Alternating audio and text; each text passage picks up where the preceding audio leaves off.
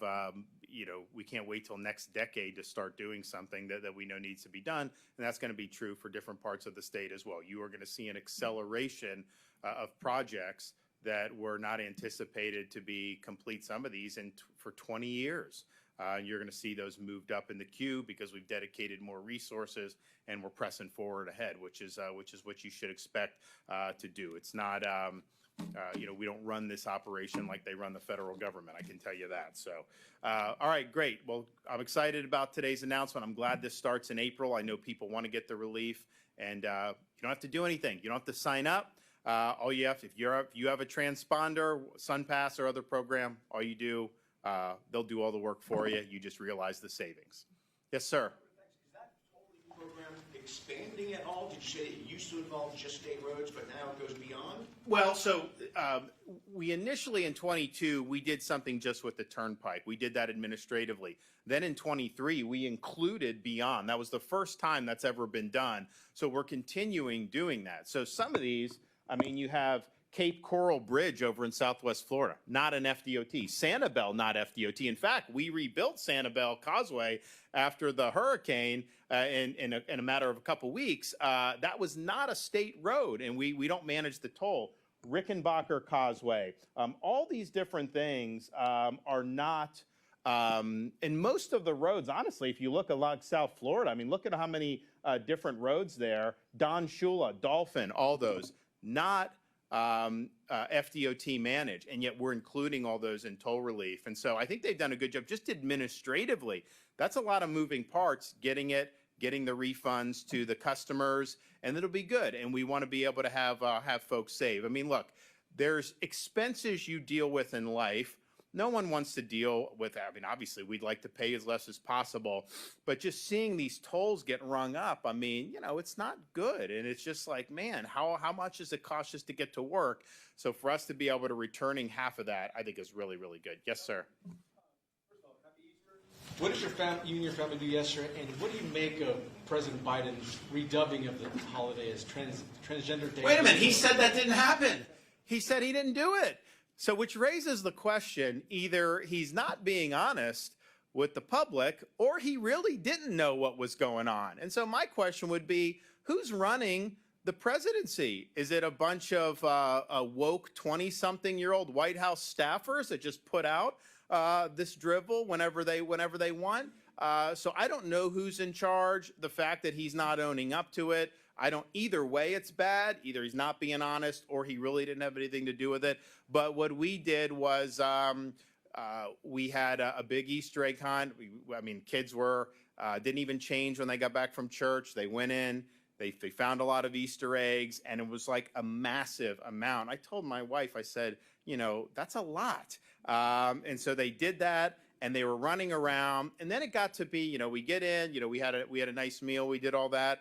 So then we get into later in the day, no naps, just keep going nonstop. And I'm just like, it's tough to keep up, but we had a good Easter, and it's an important, the most important, for Christians, the most important holiday on the calendar.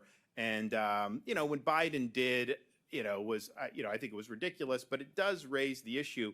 You go back, you can see there's a picture that'll get circulated on the internet sometimes of the New York City skyline. And I think it was from like the 1950s. I think it was Good Friday. And you had the buildings lit up with crosses. It was like big crosses.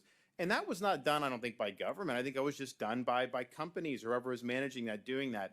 Now, you would not see that type from corporate America or anything like that. So it shows you kind of, I think the people that are gravitating to more what Biden's doing, that is ultimately, a type of religion that they're trying to advance in this society. And, I'm for the same values that founded this country, and that's how I view it. Yes, sir. So the New York Post, as you mentioned, ran a story, and I didn't know if it was an April Fool's joke or not, because it says that people that moved down here during COVID to escape COVID tyranny are discovering that that it's hot and we have hurricanes down here, and they're leaving. But my wife disagrees. She's on the 95 South every day commuting, and she wanted to know if you could possibly add 2 more express lanes to the 95 South and connect the Tuttle Causeway to the northbound expressways. And do you think that your policies, like against things like transit visibility and stuff, are the reason why net migration is so much higher here?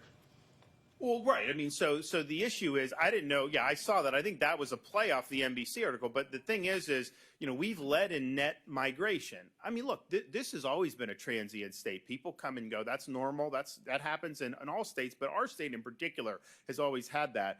But we lead in net. And so that means that there must be a reason why people are wanting to do that. So for them to try to focus on acting like that there's an exodus because it's hot, I just don't know. It's like, okay, someone buys a home in Orlando and says, well, I don't have access to the beach that I thought I would. Yeah, you bought a house in the middle of the state. I mean, that's just the way it works. So, but yes, I think our policies have attracted folks. First, living in Florida during COVID was like living in a different country if you were coming from Illinois or New York or some of those places. And you know how I know? Because people that implemented some of those policies sent their families to live in Florida rather than live under their oppression. So that was true. I think how we've empowered parents on education has been really important.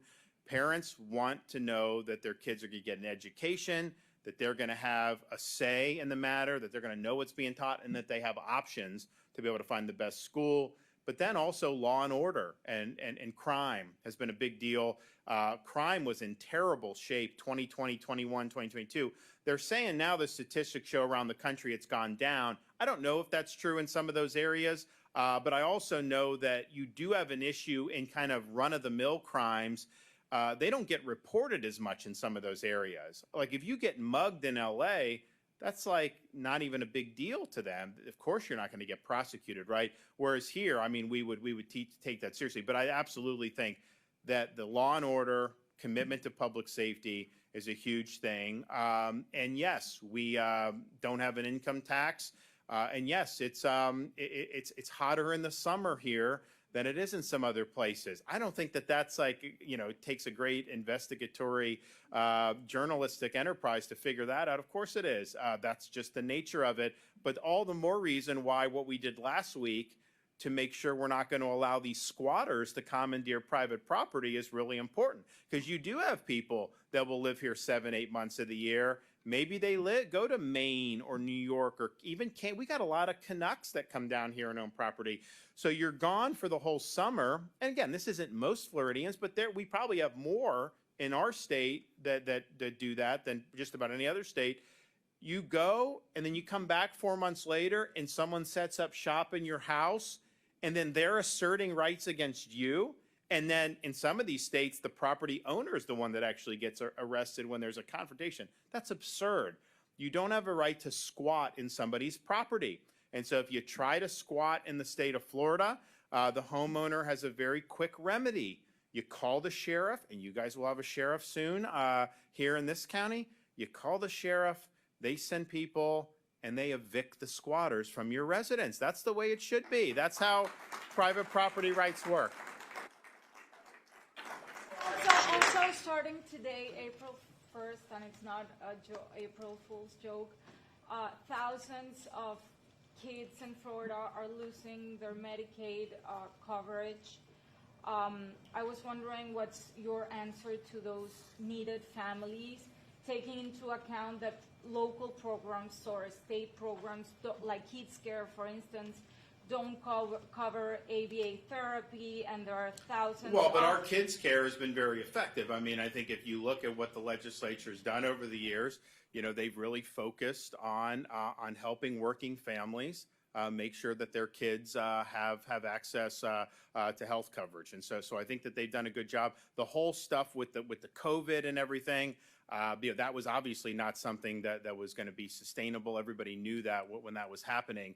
So I've supported the Kids Care initiatives, and I think that they've done a good job with it. Yes, sir. Our friends in Orlando are calling. Maybe you can elaborate on the Regina Hill suspension, please. Why you went ahead and did that? Sure. So this is in Orlando. A city commissioner has been indicted on felony charges, and so my authority as governor for countywide officials is a suspension authority that does not necessarily need to be criminal. Neglect of duty, if you read the neglect of duty, drunkenness, there's different things they lay out.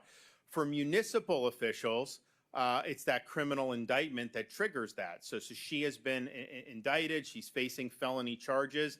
And so I think in every instance since I've been governor, when a local official, a municipal official has been facing felony charges, they've been suspended. And now what'll happen is, if she's convicted, then she's out for good. If she's exonerated, then she can come back and potentially do it. I think there's been a lot of buzz in that community. I think that there's a lot of problems or a lot of concerning things with this